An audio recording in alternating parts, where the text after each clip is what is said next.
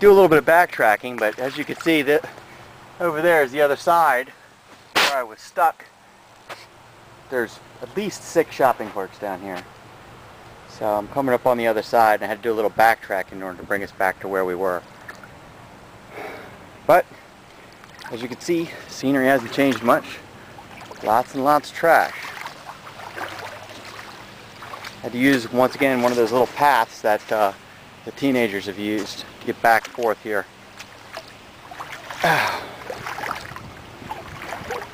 Another cart.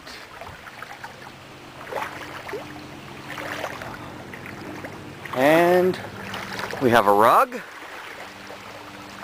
bunch of unknown wooden debris. I go kind of slow here because it's only a few inches away from the tops of my boots. So if I slip, I'm going to get wet. And ordinarily that's not such a bad prospect, but given these waters, it's not something I definitely want to entertain if possible. Okay.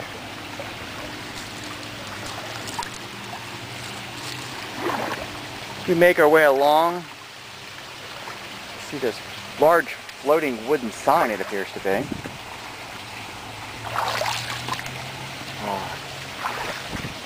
Getting a little hairy once again.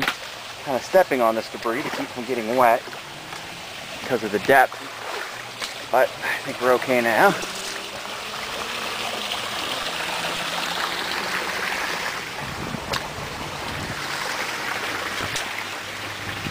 Another one of those unknown runoffs coming back out toward Norris's way, just to give you a little bit more orientation once again.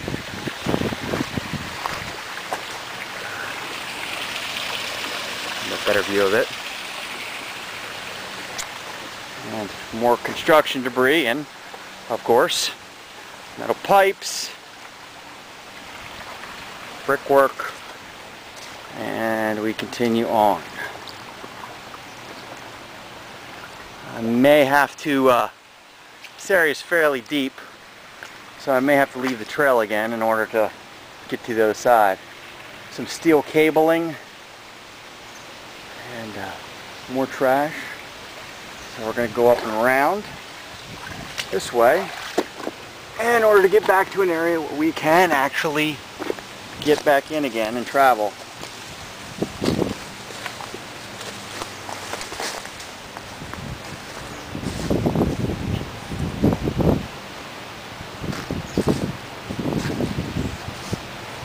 Once again, we have a lot of shopping carts. You know, to make a bad joke, if you had to pick an indigenous life to Bread and Cheese Creek, I'd have to say that the local indigenous life is definitely shopping carts. There's a lot of debris that's washed downstream. Several steel poles. Continue onward.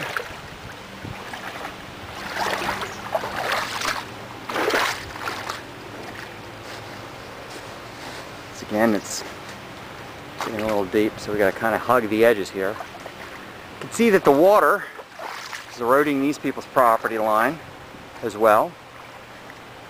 Looks like there's some debris on the banks as well, being pushed up from that water coming from the Merritt Boulevard stream area. And once again, as you can see, we got more rugs, more tires. It's a shame. This could be such a nice stream, but unfortunately, right now. On the right-hand side, you see my property. You could see where my fence has fallen in from the erosion as well. And on the left-hand side, you can see lots of debris that's washed up as well. It's a blockage caused by some fallen trees. Water's still flowing, but could only get worse. Here's some of the banks, the houses that come up against Bread and Cheese Creek. It's going to give me a little bit of view of my property as well. to try and circumnavigate this barrier. I know there's more to come.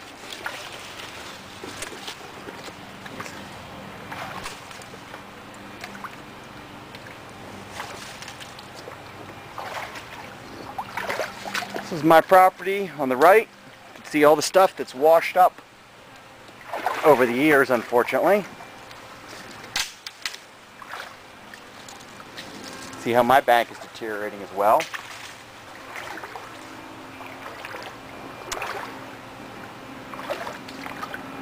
Alright. Looks like a motorcycle or something down in the water. It's hard to see with the reflection once again. Got to kind of hug the side again because it's getting deep. Some rocks that were done years ago. I believe by Baltimore County in order to stop some of the erosion. But the property is not mine then. So I'm not sure for sure. Up above you can see my property.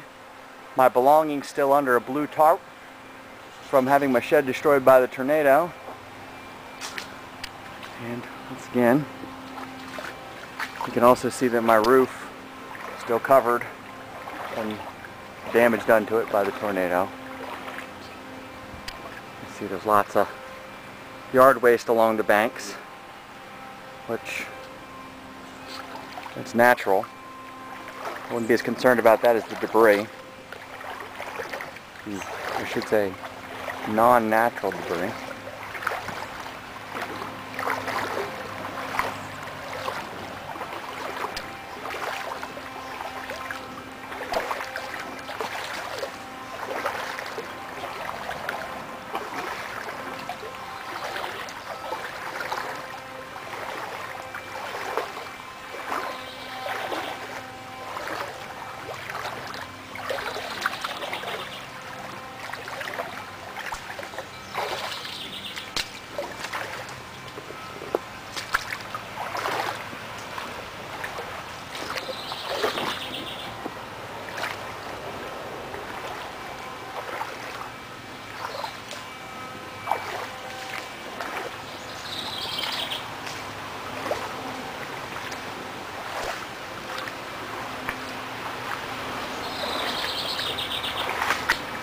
This is the bridge for Plainfield Road. Continue just to the other side of that before we stop.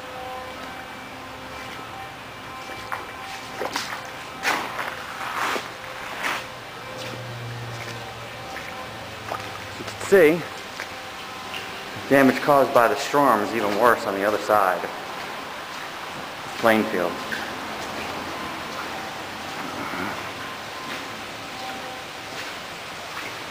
Alright, here we go. You can see once again the drainage comes from directly off of Plainfield Road and into the stream. There's some yard waste there, another shopping cart. Looks like somebody's built a wall right here to try and keep their property from eroding more. I was told that you need a permit for that.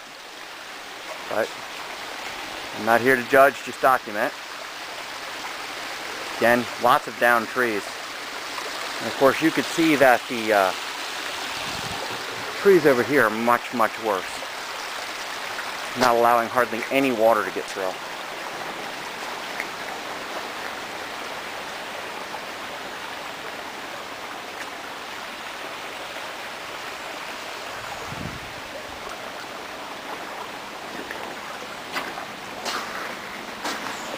Lots of trash getting stuck here. Some trees that people have cut down previously.